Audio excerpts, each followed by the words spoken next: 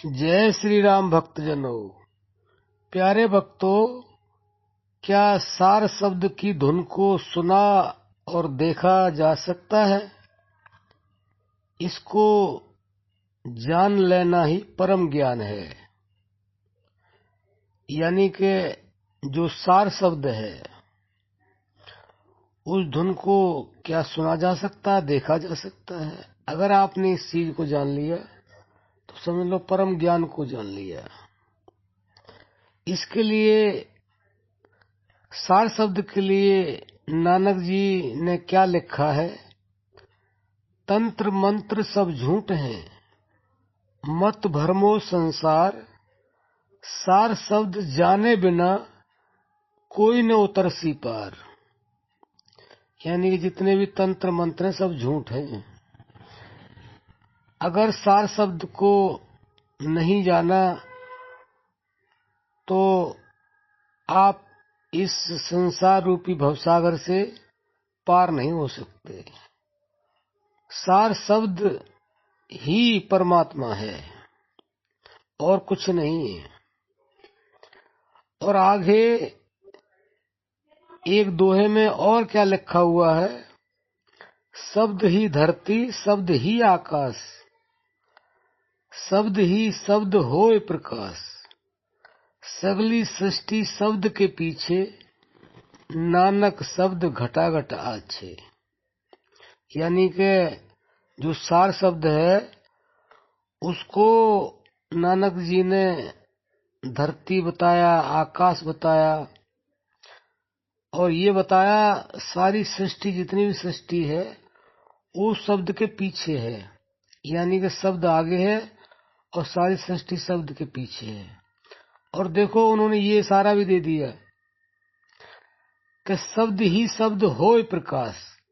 यानी उस शब्द के द्वारा ही प्रकाश होता है, वह परम प्रकाश होता है, वह परम ज्ञान होता है। और वह शब्द कहाँ पर है? वो हर व्यक्ति के घट में विराजमान है।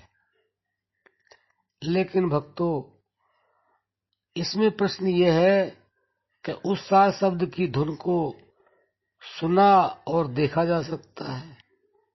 भक्तों, वैसे तो संत ये समझाते हैं कि वह सार शब्द न सुना जाता है और न देखा जा सकता है।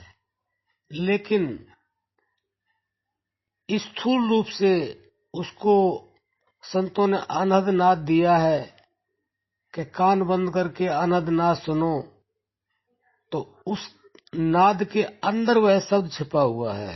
जो सार शब्द है, जो परम प्रकाश है, जो स्वयं परमात्मा है, वह अनहद नाद के अंदर छिपा हुआ है। जो निरंतर, जो साधक अनहद नाद सुनते हैं, वह कभी न कभी जब परमात्मा की कृपा होती है तो वह शब्द उसके अंदर से प्रकट होता है। कोई बिरले मनुष्य ही उसे सुन पाते हैं, लेकिन वो कानों से नहीं सुना जाता है, वह गुप्त है। उसको केवल और केवल मन के द्वारा अनुभव किया जा सकता है, इसलिए उसको सुना नहीं जा सकता, क्योंकि वह अनुभव की चीज है। और जहां तक देखने की बात है, उसको देखा भी नहीं जा सकता, क्योंकि वह शब्द इंद्रियों से परे है। उसको मन अनुभव करता है। अब प्रश्न यह आता है कि मन कैसे अनुभव करता है? मन भी तो इंद्रियों का राजा है। भक्तों, मन दो प्रकार का होता है, एक शुद्ध, एक अशुद्ध। अशुद्ध मन हमें इस माया रूपी संसार में घुमाता रहता है, जन्म और मृत्यु के चक्कर में हमें फंसा के रखता है।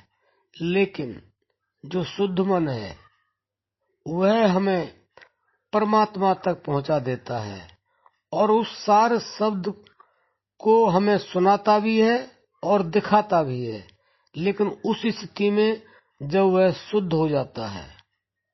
अब भक्तों, प्रश्न ये आता है कि वो शुद्ध कैसे होगा? भक्तों, वह शुद्ध केवल और केवल प्राण जप से होगा, और कोई तरीका नहीं है मन को शुद्ध करने का। इसलिए अजपा जाप के ऊपर हमारे संतों ने बहुत जोर दिया। अजपा जाप जपो रे भाई, मिट जाए मन दर्पण की काई। मन के ऊपर काई का मतलब है जो विकार है, वो हमारे इकट्ठे हो रहे हैं अनंत जन्मों के, वो केवल केवल अजपा जाप से ही वो काई हट सकती है। और जब वो काई हट जाती है तो वो स्वच्छ मन से, सुंदर मन से, वह मन दिखता भी है, वह सार शब्द दिखता भी है और वह सुनाई भी देता है, लेकिन इन कानों से नहीं, इन आंखों से नहीं, केवल और केवल उसका अनुभव होता है, दिखने का भी और सुनने का भी, क्योंकि वह इंद्रियों से परे की चीज है, वही स्वयं परमात्मा है। इसलिए उसको, धुन को न देखा जा सकता है न सुना जा सकता है, उसका केवल अनुभव होता है, और अनुभव कभी भी अपनी वाणी से बताया नहीं जा सकता। तो भक्तों, हम आशा करते हैं कि आपने समझ लिया होगा, यही परम ज्ञान है और इसके आगे कोई ज्ञान नहीं है।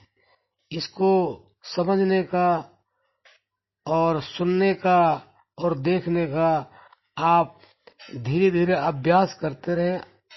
आप अजपा जाप करते रहें, अनहद नाद सुनते रहें, और जैसे जैसे आपके मन की सफाई होगी, मन निर्मल होगा, तो मन उसके साथ एकाकार हो जाएगा।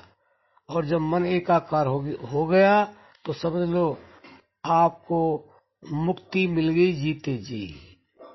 तो भक्तों, हम आशा करते हैं यह प्रयास आप जरूर करेंगे और अपने इस मनुष्य जीवन को सफल बनाएंगे। अब हम अपनी वाणी को विश्राम देते हैं। जय श्री राम।